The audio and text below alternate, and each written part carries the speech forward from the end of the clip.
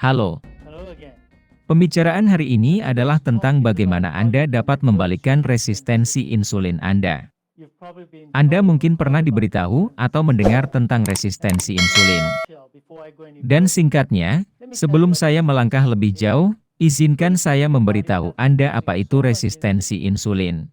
That the Pada cell dasarnya tubuh Anda mulai memproduksi begitu banyak insulin sehingga sel-sel berhenti merespons ini. And of course, insulin stops. Akibatnya, Anda membutuhkan lebih banyak insulin untuk menyelesaikan pekerjaan. Dan tentu saja, tugas insulin adalah menurunkan kadar glukosa. How? It Sekarang causes tingkat insulin yang tinggi ini menyakiti tubuh Anda. Bagaimana hal itu menyebabkan aterosklerosis, pengerasan arteri, tekanan darah tinggi melumpuhkan kapiler kecil Anda.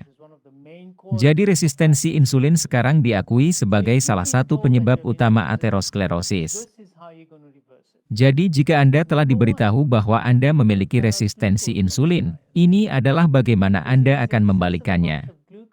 Nomor 1, Anda harus memotong glukosa dari diet Anda karena jumlah glukosa yang berlebihan di seluruh tubuh Anda yang menyebabkan resistensi insulin. Nomor 2, Anda harus mengurangi gula.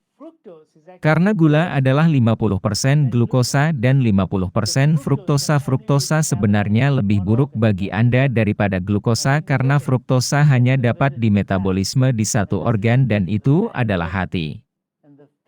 Dan di hati, itu akan diubah menjadi lemak. Dan inilah yang memberi Anda hati berlemak dan hati berlemak adalah temuan utama pada pasien yang memiliki insulin kembali. Perlemakan hati ini kemudian menumpahkan lemak ke dalam rongga perut dan menyebabkan lemak visceral.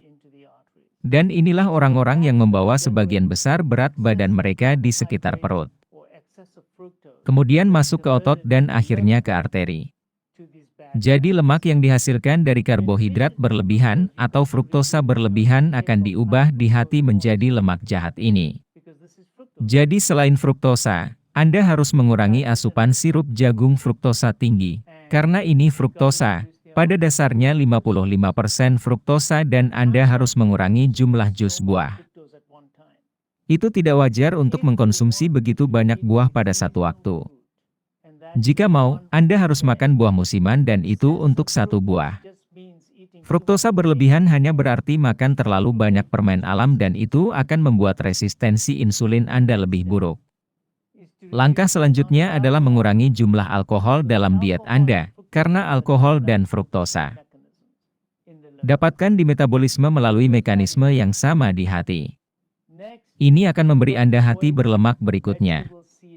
Anda harus menghindari minyak biji sayur. Ini adalah minyak biji olahan. Minyak biji ini tidak benar-benar alami dan menyebabkan peradangan dalam tubuh dan dapat menyebabkan resistensi insulin juga. Anda harus menghindari lemak trans. Ini ditemukan di semua makanan olahan, semua lemak trans dan margarin. Lemak trans adalah sebagian terhidrogenasi.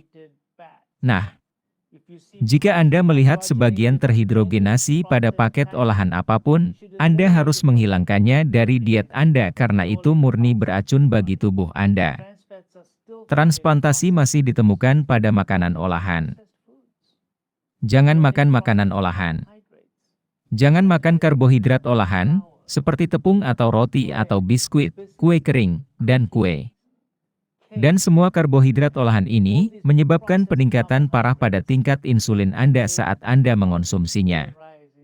Jadi sebelum Anda makan apapun, Anda harus bertanya pada diri sendiri. Pertanyaan sederhananya adalah produk ini atau makanan ini akan meningkatkan kadar insulin saya dan kemudian berkata, ya, Anda harus benar-benar menghindarinya.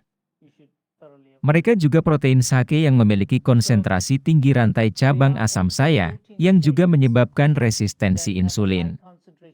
Jika Anda memiliki resistensi insulin, hindari protein sake, terutama rantai cabang asam minor. Jadi subjeknya sangat besar, tetapi saya telah membuat banyak kaset dan video lain tentang insulin resistensi. Baiklah, terima kasih.